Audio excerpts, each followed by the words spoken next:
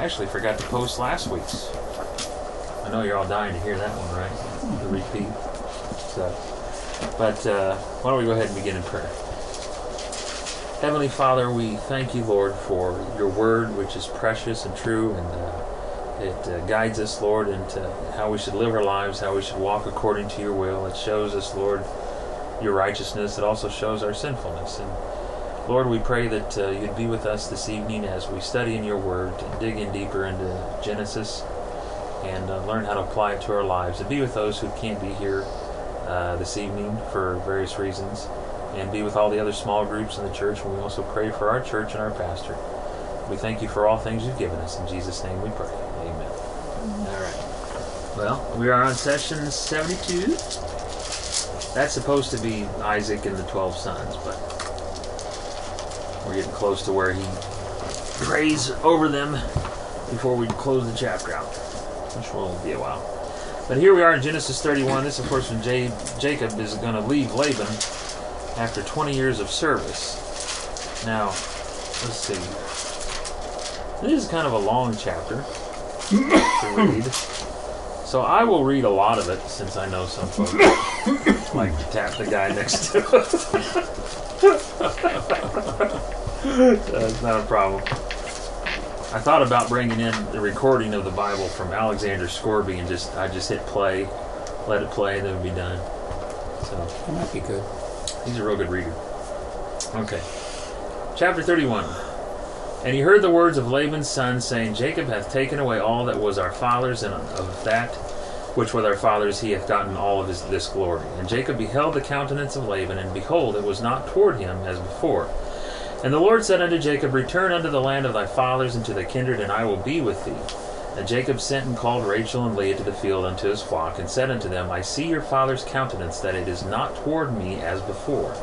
For the God of my father hath been with me. And ye know that with all my power I have served your father, and your father hath deceived me, and changed my wages 10 times. But God suffered him not to hurt me. If he said thus, the speckle shall be thy wages, then all the cattle bear speckled. And if he said thus, the ring straked shall be thy hire, then bear all the cattle ring straked. Thus God hath taken away the cattle of your father, and given them to me. And it came to pass at the time that the cattle conceived, that I lifted up mine eyes, and saw in a dream, and behold, the rams which leaped upon the cattle were ring straked, speckled, and grizzled. And the angel of God spake unto me in a dream, saying, Jacob. And I said, Here am I. And he said, Lift up now thine eyes, and see all the rams which leap upon the cattle are ring straked, speckled, and grizzled. For I have seen all that Laban doeth unto thee. I am the God of Bethel, where thou anointest the pillar, and where thou vowest a vow unto me. Now arise, get thee out from this land, and return unto the land of thy kindred. And Rachel and Leah answered and said unto him, Is there yet any portion or inheritance for us in our father's house? Are we not counted of him strangers? For he hath sold us, and hath quite devoured also our money. For all the riches which God hath taken from our father, that is ours, and our children's. Now then, whatsoever God hath said unto thee, do. Then Jacob rose up, and set his sons and his wives upon camels, and he carried away all his cattle and all his goods which he had gotten, the cattle of his getting which he had gotten in Padan Aram, to go to Isaac his father in the land of Canaan. And Laban went to shear his sheep, and Rachel had stolen the images that were her father's, and Jacob stole away unawares to Laban the Syrian, in that he had told them not that he fled. So he fled with all that he had, and he rose up and passed over the river, and set his face toward the Mount Gilead. And it was told Laban on the 3rd day that Jacob was fled, and he took his brethren with him, and pursued after him 7 days' journey, and they overtook him in the Mount Gilead. And God came to Laban the Syrian in a dream by night, and said unto him, Take heed that thou speak not to Jacob either good or bad. Then Laban overtook Jacob. Now Jacob had pitched his tent in the mount, and Laban with his brethren pitched in the mount of Gilead. And Laban said to Jacob, What hast thou done that thou hast stolen away unawares to me, and carried away my daughters and captives taken as captive taken with the sword? Wherefore didst thou flee away secretly, and steal away from me, and didst not tell me, that I might have sent thee away with mirth and with song, with tabret and with harp? And hast not suffered me to kiss my sons and my daughters, thou hast now done foolishly in so doing. Is it in the power of my hand to do you hurt? But the God of your father spake unto me yesternight, saying, Take thou heed that thou speak not to Jacob either good or bad. And now thou though thou wouldest needs be gone, because thou sore longest after thy father's house, yet wherefore hast thou stolen my gods? The next one is verse 31. Then Jacob replied to Laban, Because I was afraid, for I thought that you would take your daughters from me by force. The one with whom you find your gods shall not live. In the presence of our kinsmen, point out what is yours among my belongings and take it for yourself. For Jacob did not know that Rachel had stolen them. So Laban went into Jacob's tent and into Leah's tent and into the tent of the two maids, but he did not find them. Then he went out of Leah's tent and entered Rachel's tent. Now Rachel had taken the household idols and put them in the camel's saddle, and she sat on them. And Laban felt through all the tent, but did not find them. She said to her father, Let not my lord be angry that I cannot rise before you, for the manner of women is upon me. So he searched, but did not find the household idols. Then Jacob became angry and contended with Laban. And Jacob said to Laban, What is my transgression? What is my sin that you have hotly pursued me? Though you have felt through all my goods, what have you found of all your household goods? Set it here before my kinsmen and your kinsmen, that they may decide between us two. These 20 years I have been with you. Your ewes and your female goats have not miscarried, nor have I eaten the rams of your flocks. That which was torn of beasts I did not bring to you. I bore the loss of it myself. You required it of my hand, whether stolen by day or stolen by night. Thus I was. By day the heat consumed me, and the frost by night, and my sleep fled from my eyes. These 20 years I have been in your house. I served you 14 years for your 2 daughters, and 6 years for your flock, and you changed my wages 10 times. If the God of my father, the God of Abraham, and the fear of Isaac had not been for me, surely now you would have sent me away empty-handed. God has seen my affliction and the toil of my hands. So he rendered judgment last night. And Laban answered and said to Jacob, These daughters are my daughters, and these children are my children, and this flock is my flock. All that you see is mine. But what can I do this day to these my daughters, or to their children whom they have borne? Now therefore come, let us make a covenant, and die, and let it be a witness before you and me. So Jacob took a stone and set it up as a pillar. Then Jacob said to his brethren, Gather stones. And they took stones and made a heap, and they ate there on the heap. Laban called it Jegar Sadutha, but Jacob called it Galeed. And Laban said, This heap is a witness before you and me this day. Therefore its name was called Galeed. Also Mizpah, because he said, May the Lord watch between you and me when we are absent from one another. If you afflict my daughters, or if you take other wives besides my daughters, although no man is with us, see, God is witness between you and me. Then Laban said to Jacob, Here is this heap, and here is this pillar, which I have placed between you and me. This heap is a witness, and this pillar is a witness, that I will not pass beyond this heap to you. And you will not pass beyond this heap and this pillar to me for harm. The God of Abraham, the God of Nahor, and the God of your father, judge between us. And Jacob swore by the fear of his father Isaac. Then Jacob offered a sacrifice on the mountain, and called his brethren to eat bread. And they ate bread and stayed all night on the mountain. And early in the morning Laban arose and kissed his sons and daughters and blessed them. Then Laban departed and returned to his place. All right. Wow. And through 3 people. You dodged a bullet. Thank you. Huh? That's good. Yeah, that's good. Alrighty. Well, here we have the flight of Jacob out of out of Laban's house after being there 20 years, even though his mom said, "You go away from your brother Esau, and when he's cooled off, I'll come get you in a couple days." So, of course, it's much longer than a couple days.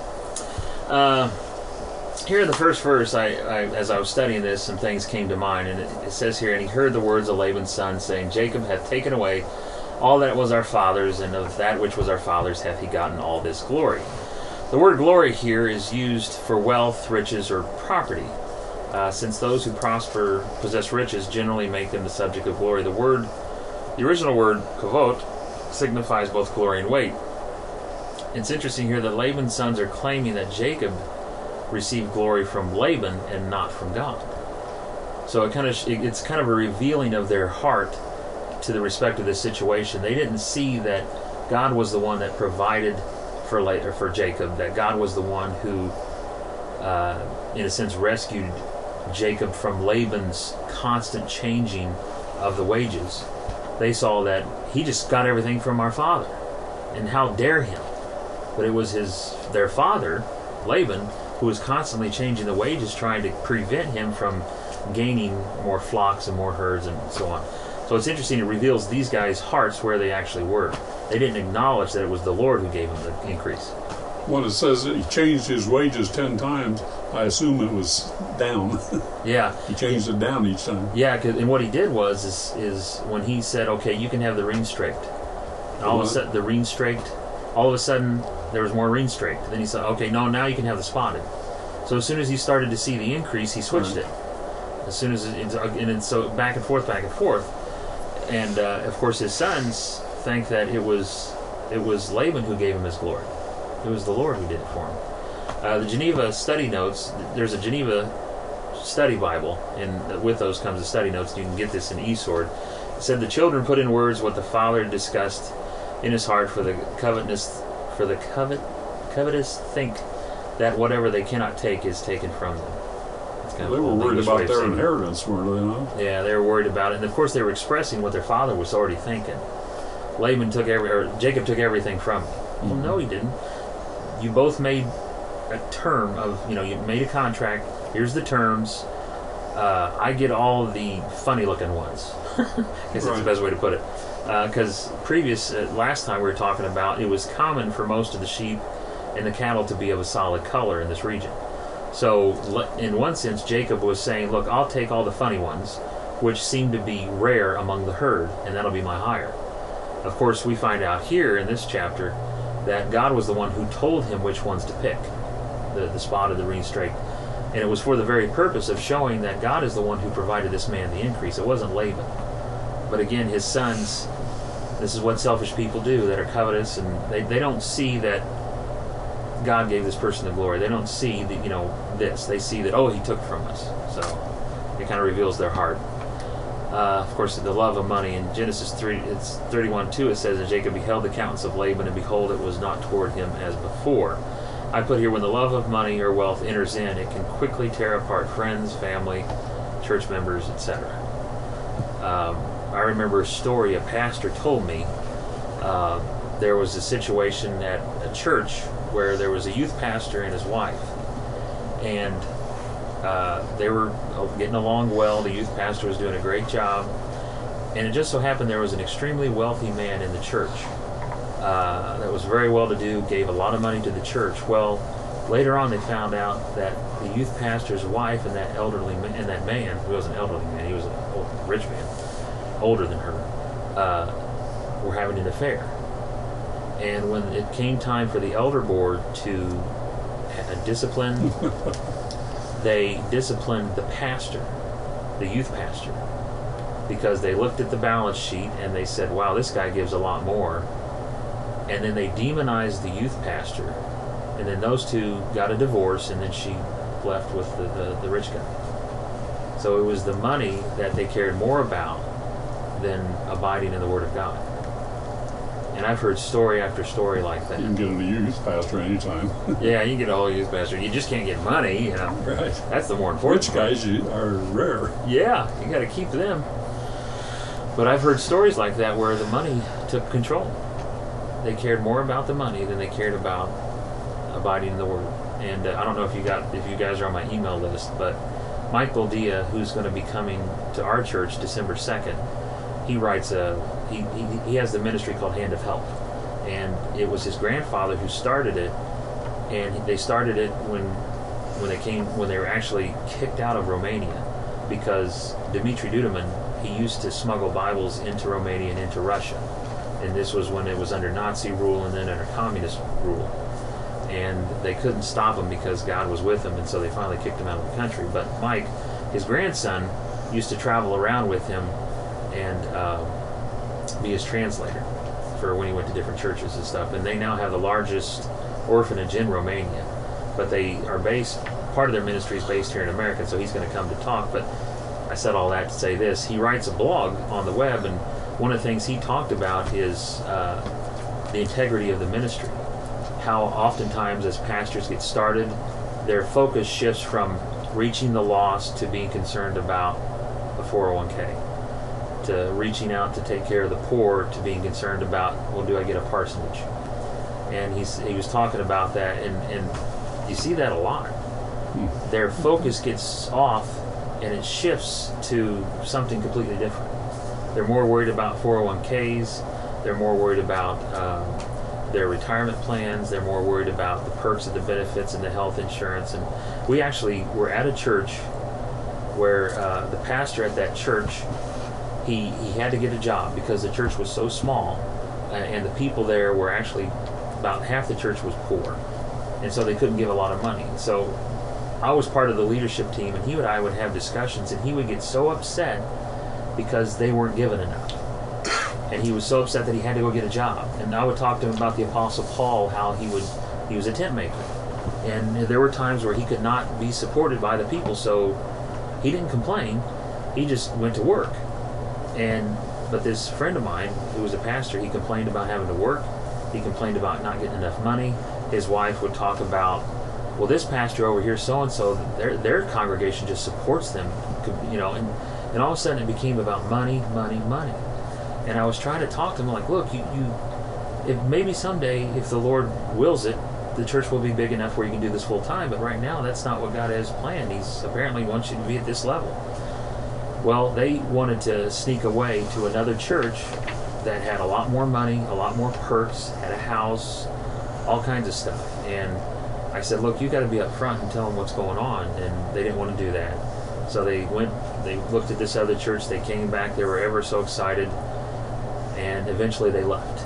And the night that they left, they had a meeting with the leadership and us, and he told us explicitly, he said, I'm not going because God is calling me. I'm going because of my family, because of money. I thought, oh, you're kidding. And so it was the money that just, they weren't starving. They weren't out of a house. They had a nice house. It was in Franklin. They had a really nice house, and he was making a decent living. But the money thing became such a focus that he got his eyes off doing what God had called him to do, and there was nothing I could say to change him either way. So, and even now our friendship is a bit strained. So it was just unfortunate to see. But this time is what often happens. And this, of course, in this case, the relationship he had with Laban, because Laban loved money more than he loved anything else, it strained the relationship. But in 1 Timothy 6:10 it says, for the love of money is the root of all evil, which while some coveted after, they have erred from the faith and pierced themselves through with many sorrows. And of course, Matthew 6:24, no man can serve two masters, for either he will hate the one and love the other, or else he will hold to the one and despise the other. You cannot serve God and mammon. And mammon was known as the god of wealth. It's always interesting how God will compare and contrast between devotion to the Lord and devotion to money, or to wealth. Because that's the thing oftentimes that will separate congregations, it will separate families, it will separate everybody. So, you have to be like Paul said, to be content no matter where he found himself, whether in abundance or in very little. I would love to win the lottery, but I don't think that's going to happen.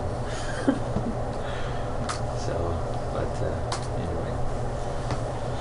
Here he is, homeward bound, and this in verse 8, and the Lord said unto Jacob, return unto the land of thy father, and to thy kindred, and I will be with thee. I was just reviewing. Verse 7, it says here, he changed my wages 10 times. It's interesting when you look through the scriptures, you'll see oftentimes the number 10 seems to coincide with some sort of testing. For example, of course, the 10 Commandments. The 10 Commandments were the purpose of the law was to bring in to show us that we were sinful. That was the purpose of the law. It was to show that we couldn't keep it. Of course, the 10 plagues was a test against the nation and also to demonstrate to Pharaoh who God was.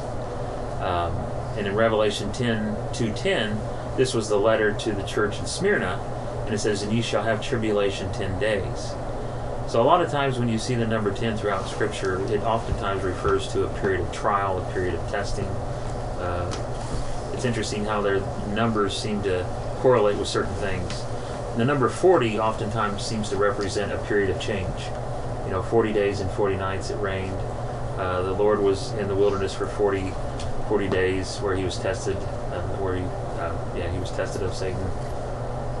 There's also, of course, 40 years in the wilderness wandering. So numbers seem to have a significance and some tie with it to mean something. But if you ever come across this in Scripture and you see the number 10, sometimes it refers to a period of testing, some kind of test. But of course, Jacob his wages was changed 10 times, and of course, as you watch this, where I put here, Jacob was being tested for his faithfulness. Can you think of any situation in your life where you've been put to the test and you have been patient through the whole process, accepting of what is happening to you and just putting it in God's hands? Or have you responded in the opposite way and you've fought against it, you've tried to prevent it? I mean, I'm thinking of an example in my head for me at work, but can you think of, just to kind of get a discussion going, is there anything in your life that you can think of where there was an injustice coming against you, but you just allowed it to happen because you knew that it was in God's hands?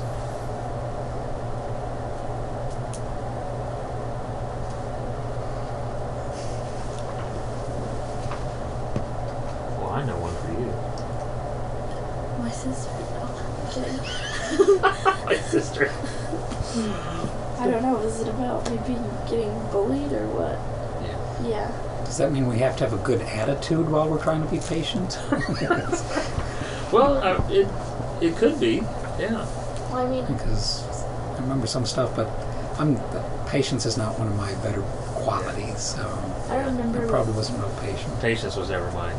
I remember with me that you had to be patient with these certain group of people because of the way that they were treating me and the way that they were treating other people. You had to be loving towards them and you had to be patient towards them because you knew that what was happening wasn't right, and it wouldn't have been right if you had retaliated with the same things that they were doing and saying to you.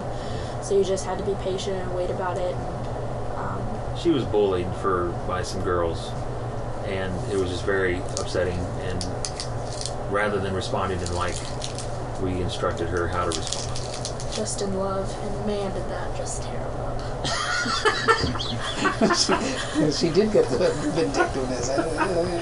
Yeah, that tore him up real good. Well, I mean, just the way that you have to respond to things, because you know that it can better you as a person, and God uses everything, and it can better you with your attitude towards other people, because you never know what circumstances they're in and what they're coming out of. And because I know with one girl, she was having a lot of family problems, and there were a lot of things that were going on in her life that caused her to act certain ways in another aspect of her life.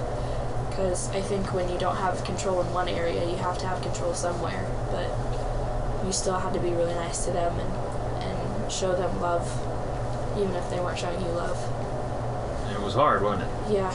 And I constantly was just remembering how when Jesus was on the earth and how during his time of preaching, there were people constantly that hated him, saying so many bad things about him, spreading rumors, and yet he always responded in love and patience and kindness, and he never retaliated and was really angry with them or scolded them, but he always came back in a way that was meaningful and it had a point to it, but he was firm but not mean, and he was still loving towards his enemy.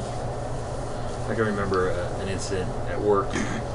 I was years ago. I was in the. It's a group that was. It's called the Unix team.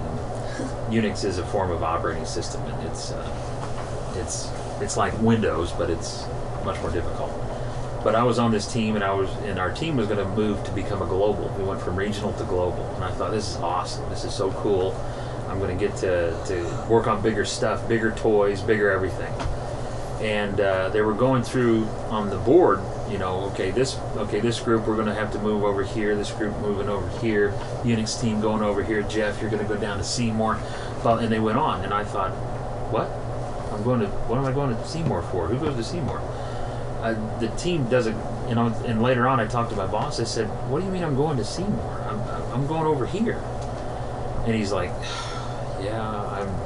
Jeff, I'm sorry. But we didn't have room on the team, so we had to send you to Seymour.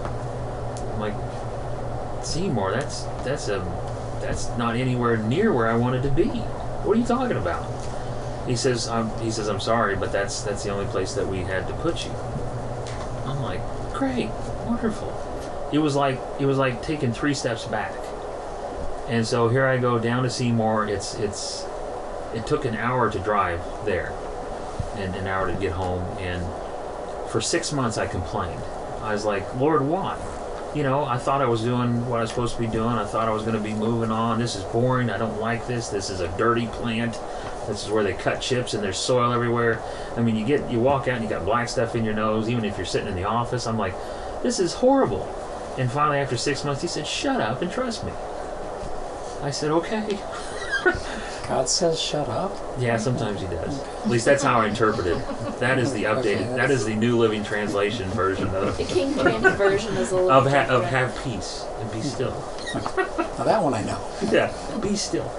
But then another 6 months had passed, and all of a sudden we started having cutbacks in the company.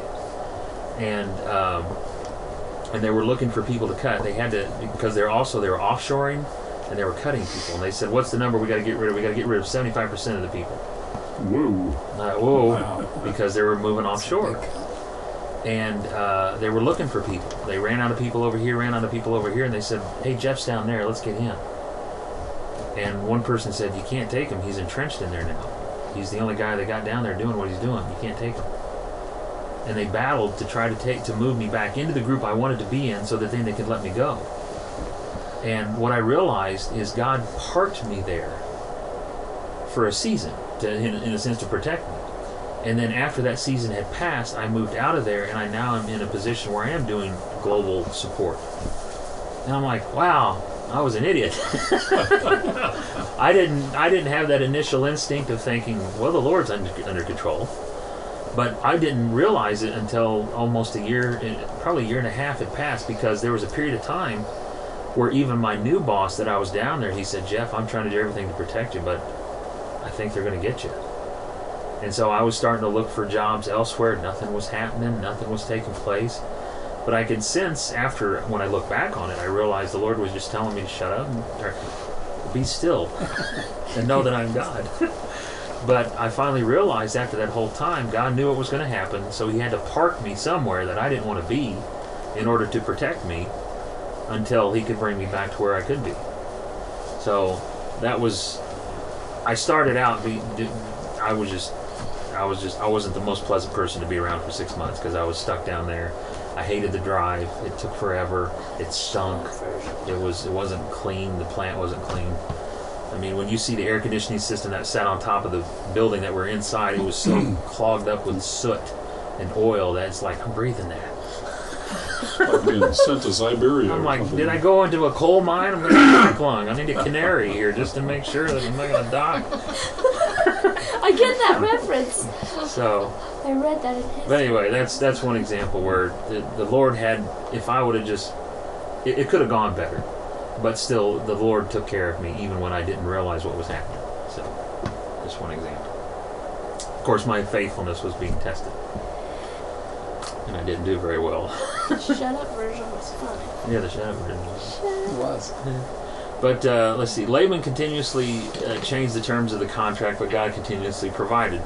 I put here, reminds me of changes taking place at my place of work. Oh, here's another problem. Yeah, I see changes taking place that could endanger my job, but my job doesn't depend on me, but on the Lord, unless I willfully disobey the Lord.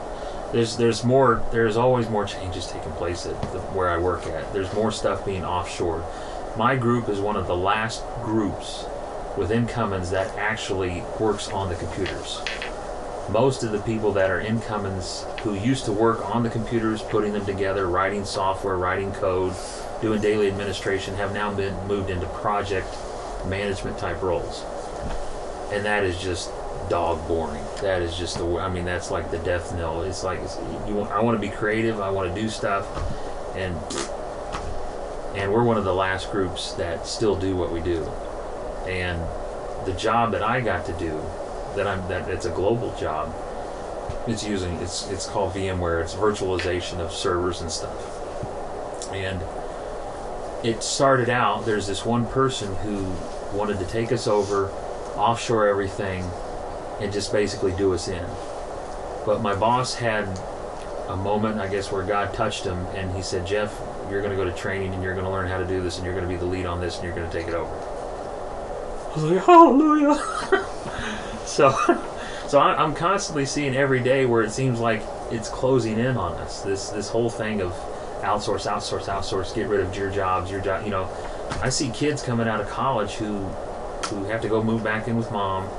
They have engineering degrees, they have technical degrees, they've got all this stuff, and they can't get a job because it's all been offshored. It's all the technical stuff is going out the door. But the Lord has been kind enough to allow me, even though it feels like it's closing in.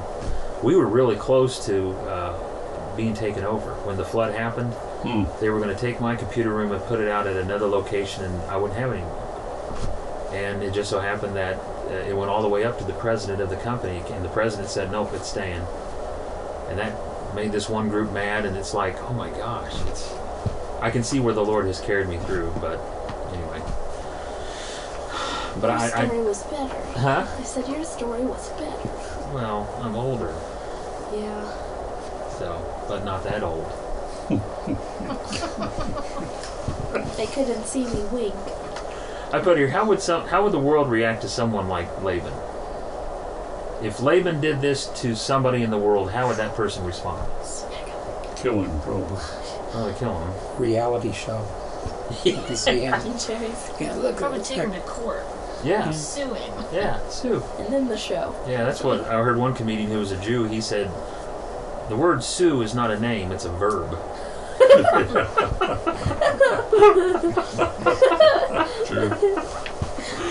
True.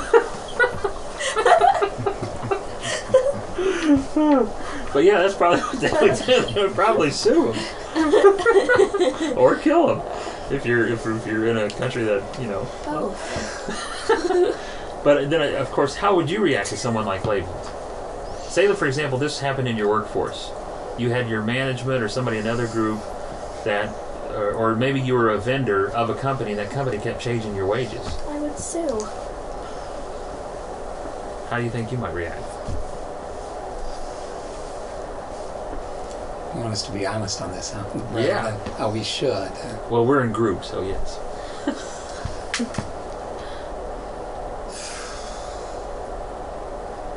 I think we'd almost all be angry. Yeah. They probably a lot of shoulds. He should keep his agreement. He should do what this is and stuff. And you remember the union go on strike. Yeah. It's real. It's almost self-centered. This is happening to me, Yeah. and only me. I got to protect me. Yeah. You probably have a better line on, how people might react.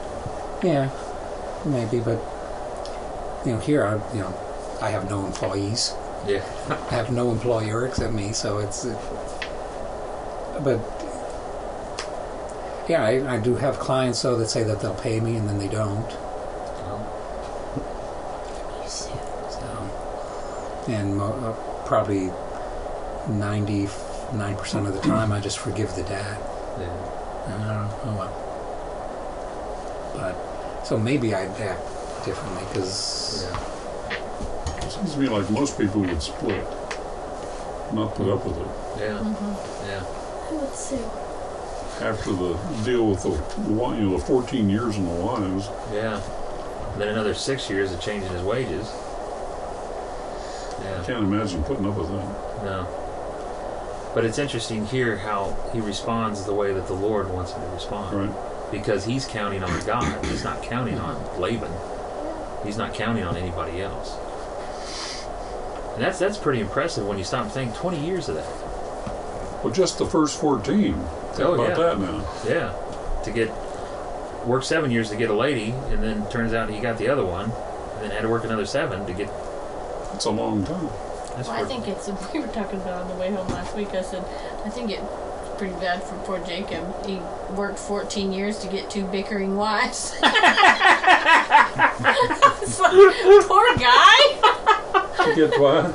He worked 14 years to get 2 bickering wives. Oh, Just fighting back and forth. Yeah. If you don't give me children, I'll die. Shut up! Leave me alone! Oh my God! Go ahead, I'm done. So I didn't work for you the first after time. that, with the thing with the speckled and all that, his wealth was still increasing because he was getting, yeah, you know. So that wasn't as bad as the wife thing, the 14 years. yeah, That's the part that just boggles my mind. yeah. That's a long time. That's about you. That's about me. You're 15. It's 1 year shy. Yeah. I assume that the speckled sheep weren't as valuable as the pure, right? Well, one commentary I read, it said that predominantly the animals in that region were of a solid color. You know. So it was rare to see some of speckled. So that's one reason I think the Lord told him you're going to have the speckled, because from a human perspective, it's like, yeah, fine, take it. Because, you you hardly get any of those. Right. So, but the Lord made it to where it was clear that it was the Lord in charge, not a human being. But that just amazed me and same thing with, I think a lot of this it was a humbling experience for Laban, or excuse me, for Jacob.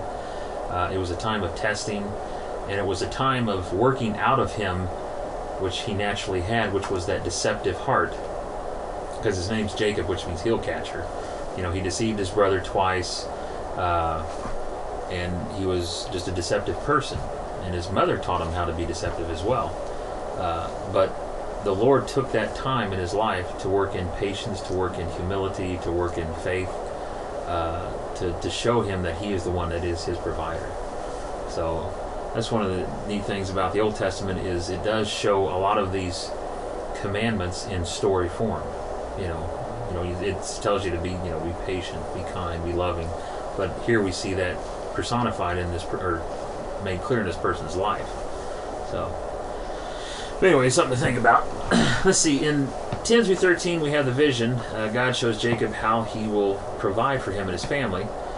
What's interesting here is that in Genesis 18:17, the Lord said, "Shall I hide from Abraham that thing which I do?" I wanted to point out here, one of the things that the Lord does for those that are his, he makes something to them clear ahead of time, to comfort them, to give them assurance. And the Lord will talk to his people. Just like in this vision, he showed Jacob, look, I'm going to provide for your family. Here's how I'm going to do it. In Genesis 18:17, when the Lord had come down to go to send the 2 angels to Sodom and Gomorrah, and he says, and the Lord said, "Shall I hide from Abraham that thing which I do?" So when he speaks to us, when he speaks to a friend, when he speaks to his children, he makes it clear what he's going to do. It's for our comfort. Same thing in Amos 3:7. "Surely the Lord God will not do nothing, but he revealeth his secret unto his servants the prophets." And in John 15:15, "Henceforth I call you not servants, for the servant knoweth not what his Lord doeth. But I have called you friends, for all things that I have heard of my Father I have made known unto you." So this is the one comforting thing that we can know, is that the Lord will make things aware to us that he will not make aware to those that are not his. Whether it's some future event that's going to take place, whether it's like he did here with Jacob, letting him know that I'm going to give you the type of animal that hardly ever shows up around here. to let you know that I'm the provider, not Laban.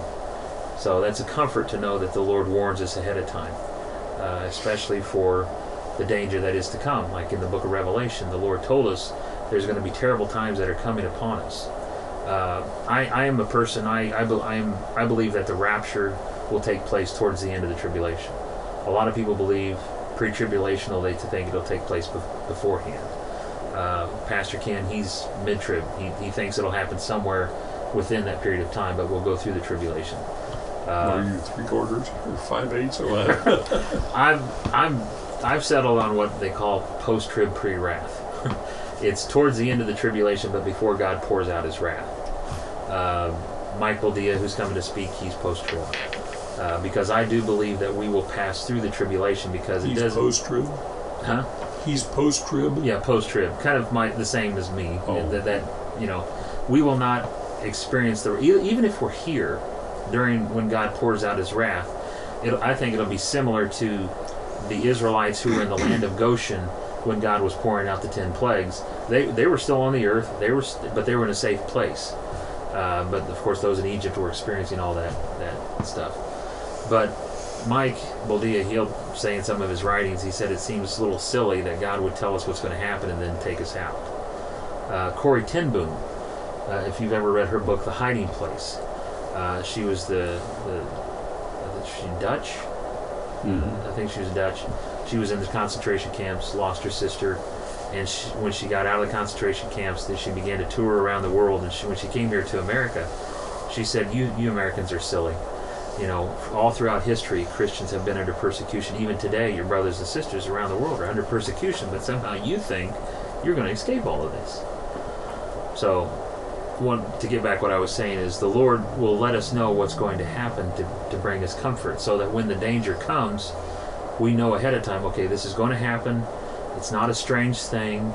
It will come to pass, and then eventually the Lord will return. So it's a comfort to know that the Lord makes things clear to us, what we need to know, because we'll go through it.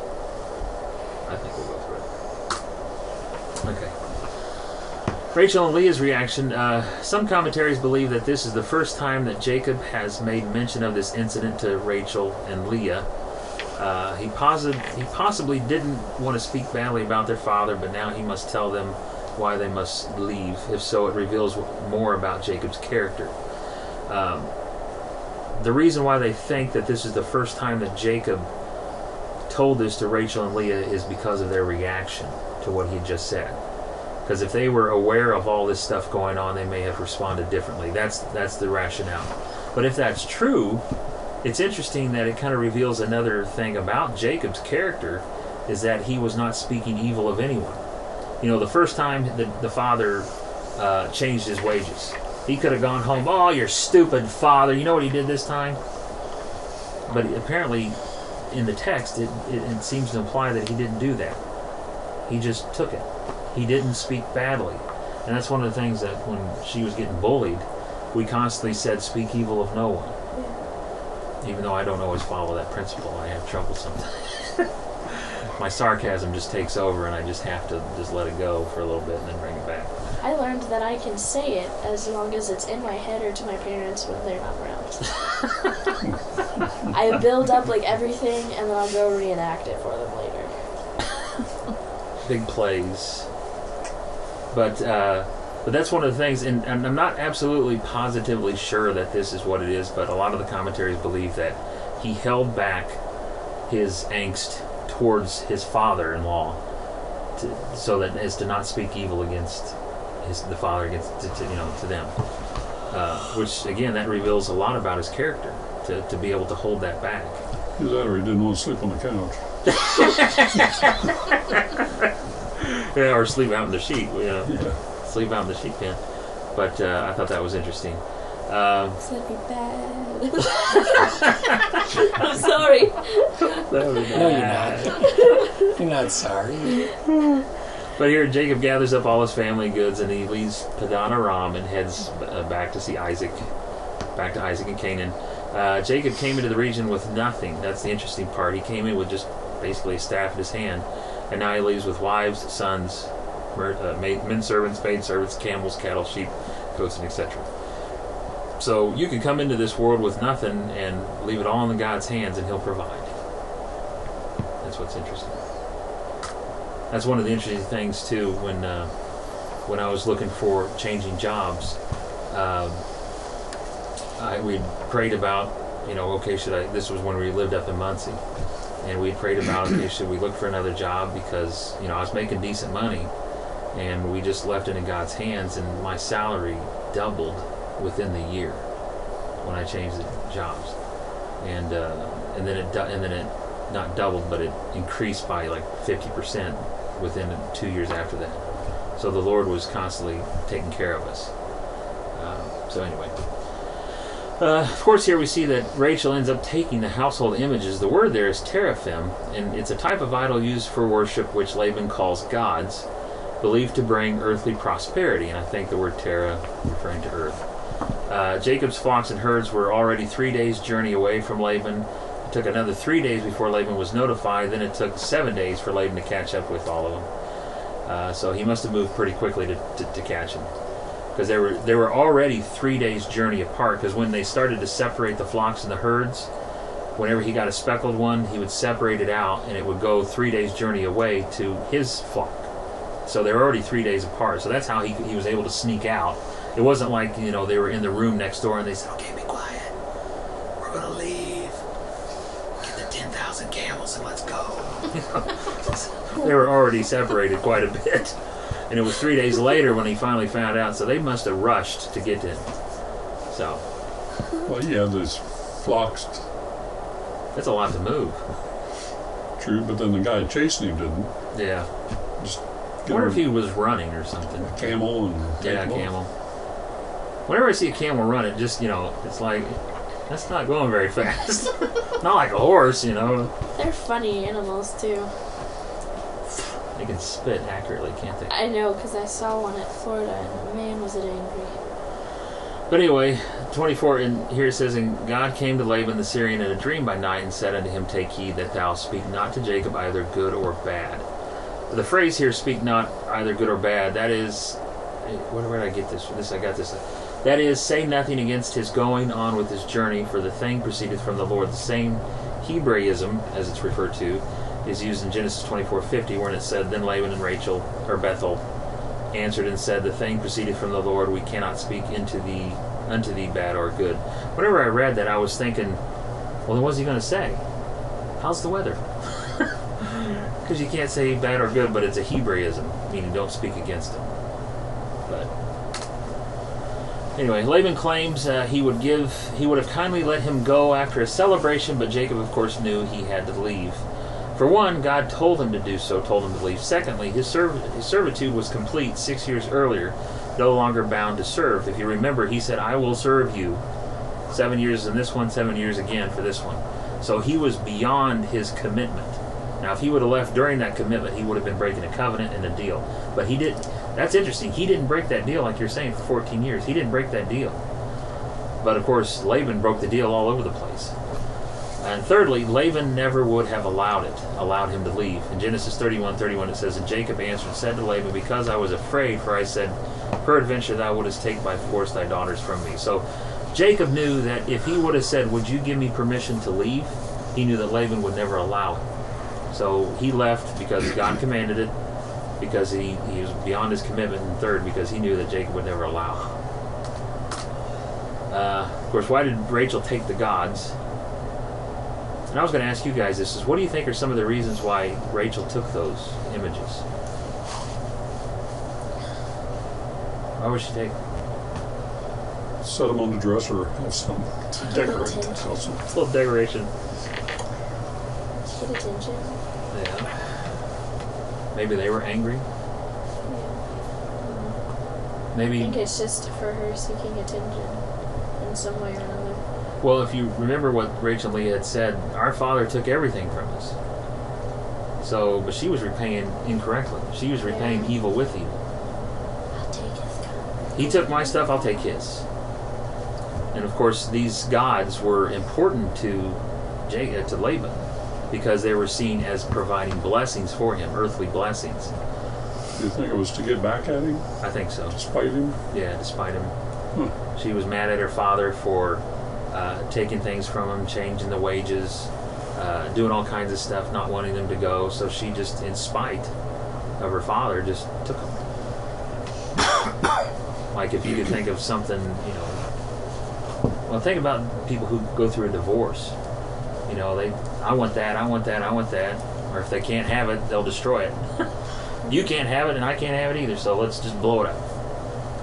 Let's tear it apart. That's what kind of happened with Kelly and her two other husbands. Huh? That's what happened between Kelly and her two Yeah. other. One commentator thinks these were the same as seraphim. Seraphim was a type of angel, and they think that these were images of angels that were consulted on occasion and placed in the house for protection and to increase the substance thereof. And I put here reminds me of Catholic amulets and idols. I know some Catholics who hold their idols very precious, and if they lost it, that would just be devastating to them. So I guess in a sense here, this would be devastating to Laban to have this taken away, but I think she did it out of spite, which again reveals where her heart is versus where Jacob's heart has come to. So if her heart was spiteful like that, maybe she believed that those gods were really going to provide that wealth that she thought she missed. Yeah, maybe she too her heart was in the wrong spot. Either that or she just knew that her father was so entrenched in that belief system, and so just to make him paranoid and get back at him, not only for the fact of taking the idols because they are precious to him, but also kind of making him paranoid, thinking that things were going to start to go really, really wrong. Yeah. Well, I think I've got a scripture. There it is. Okay. John Wesley, I like what John Wesley said. He said, "Wherefore hast thou stolen my gods?" That's what Laban said. "Foolish man, to call those his gods that could be stolen, could he expect protection from them that could neither resist nor discover their invaders? Happy are they who have the Lord for their God. Enemies may steal our goods, but not our God." I like what he said there. I mean, if your God is so great, how could it couldn't protect itself from an invader? It couldn't protect itself from being taken away? What kind of God is that? Paperweight.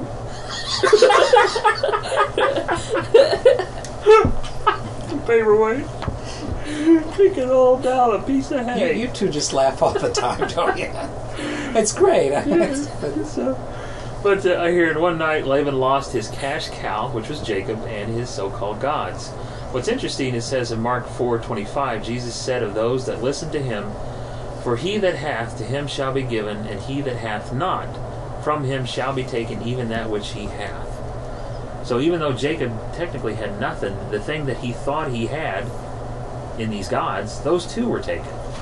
So his cash cow, which he knew God was blessing him through Jacob, was now gone. And his other set of gods that he thought brought him prosperity is now gone as well. So it's kind of interesting how that matches with what it says in Mark 4:25. You a little pain in your side? Yeah. Well, no wonder he ran after him so fast. Yeah. He's like, all my I'm stuff's gonna be a gone. poor man. Yeah. I'm going to be a poor man here real soon. So Jacob doesn't realize, of course, that Rachel took the idols and hid them. I'm sure if he did, he would have corrected it. Jacob mentions three things: his faithful service to Laban. Of course, he chides Laban because he cheated him numerous times, and he claims that if the Lord was not with him, then he would have gone away empty. And that's true. With the way that Laban was treating him, if God was not with Jacob, he would have walked away empty. He wouldn't have had anything. And I sometimes think that's how things are in my life. If the Lord was not watching over me, I'd be walking away empty. Of course, I put mine. This is Laban. Genesis 31:43. And Laban answered and said unto Jacob, "These daughters are my daughters, and these children are my children, and these cattle are my cattle, and all that thou seest is mine. Mine, mine, mine." Sounds like a little kid I babysat. Yeah.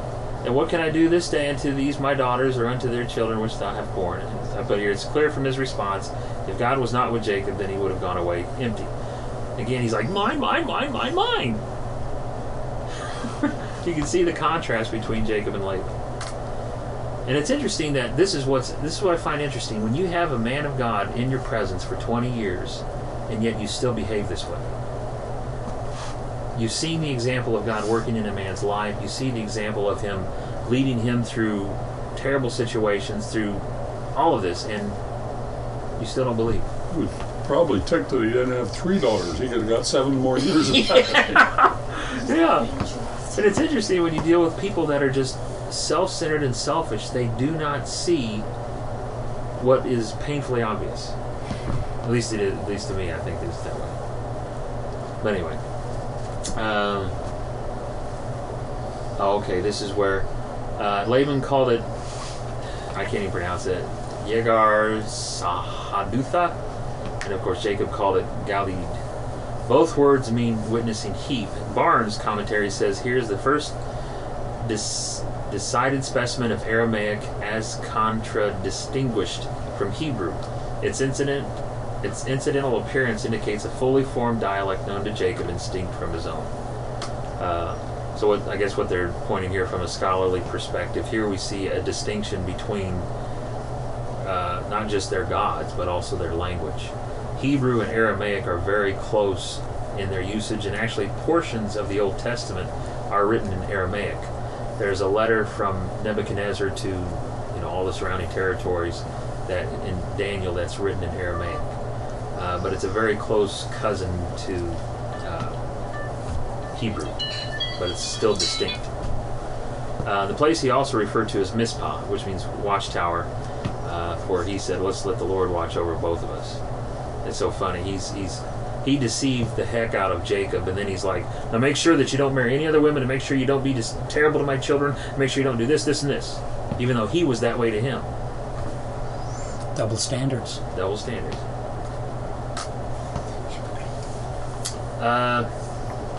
Genesis, the last verse here.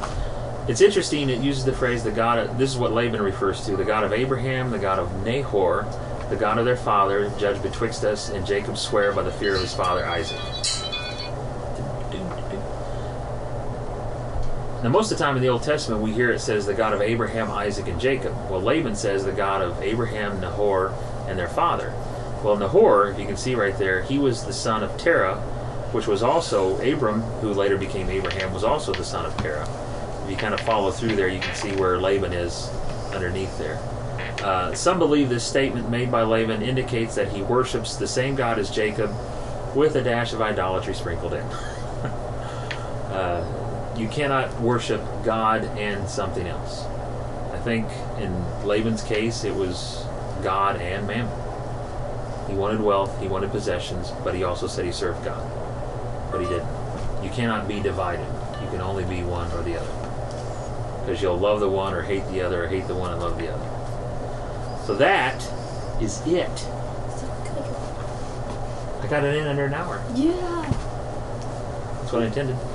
Okay. I got 8:04. So Well, we started, just I could, We're on a roll. So.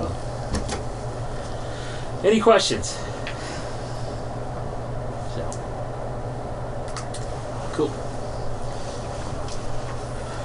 That's all I got. I'm done talking. I wore my jaw out. we'll see how long that lasts. Man, Huh? he was one patient person. Yeah. Goodness gracious. He's a good example to us. Chris, That it? someone's trying to get a hold of you. Yeah, excuse me. Sure. Thank you. But yeah, I think that's a good example of patience. Willing to suffer under extreme circumstances with the knowledge that God is in control. It makes me feel bad when I get impatient at red lights. Come on, idiot! Just forever. I do too, and that's my mom used to tell me that I didn't have any patience, and she used to say patience is a virtue, and The woman that has, never mind. yeah, she didn't have a lot of She patience doesn't either. have a lot of patience either. But yeah, that's one of the things we do need is patience and endurance, and Patience is a virtue. he's a good example of that. Yeah. So. Well, that's all I got. Anybody got anything else? Why don't we, before we close out in prayer, does anybody have any prayer requests? I do. I've been a volunteer for 2 years with Habitat for Humanity, and I'm up to become staff pretty soon. So Oh, okay. I'm just waiting for that. That's cool. So that'll be your full-time job? Cool. That's neat. I've been volunteering for right at 2 years. I haven't made a salary for 2 years. Oh, wow. So That's cool. Cool. Do you work everywhere or just like in central Indiana? just in Martinsville, Martinsville. Morgan County. Oh, okay. Cool. That's really neat. But we're going to be going to Johnson County and Morgan County. Okay. So, Cool. I'd say just, remember the church as we move, and as we grow. Pray for Chris as well. He was in the hospital. He wasn't here last week because he was in the hospital. He had a migraine for 3 days straight. And they took an MRI. They were concerned that he might have had another stroke, and just remember him, and of course everybody who's not here, the Skinners and others. John Michael. Yeah. They don't know. We have a friend who was in the military. He used to come. He came a few times to Southside. He's had surgery on his ear to repair the eardrum because it was eaten away by some type of disease, so he can't hear out of this ear. And they don't think it took, and they can only do the surgery twice. And if it's not successful the second time, he'll just be deaf in that ear. So I pray for him. And he re-enlisted for 6 more years, so Yeah. hopefully it takes. Yeah. And he's had a lot of things go with him. We're just taking prayer requests to close out. And then for my mom. Huh? For mom. Yeah, pray for Amanda. You can see that, after 7, almost 8 years of this, it just wears on her. And it's tough. She could have got a new husband in that time. Yeah. Yeah. But then another 7, I don't know. Yeah, she got the fat, ugly one. She had to work for 7 years for the good-looking one. But it also came with Earth, Wind, and Fire. Yeah. Okay.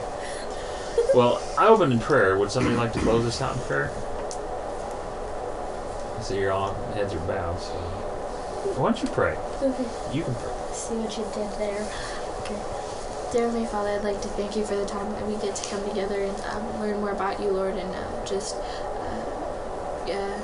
obtain more knowledge about you and dig deeper into the Word, Lord. And I pray that we take an example from Jacob, just his patience that he had and the way that he reacted to things, Lord. And I pray that we all will be able to do that in our everyday lives and just take everything with patience and kindness towards other people, Lord. I pray that everyone be safe as they go home, Lord, and I also like to lift up all of the prayer requests that were said tonight and any that we might have during the week or anything that might come up that needs to be prayed for, Lord. In your name I pray, amen. Amen. Thanks, guys.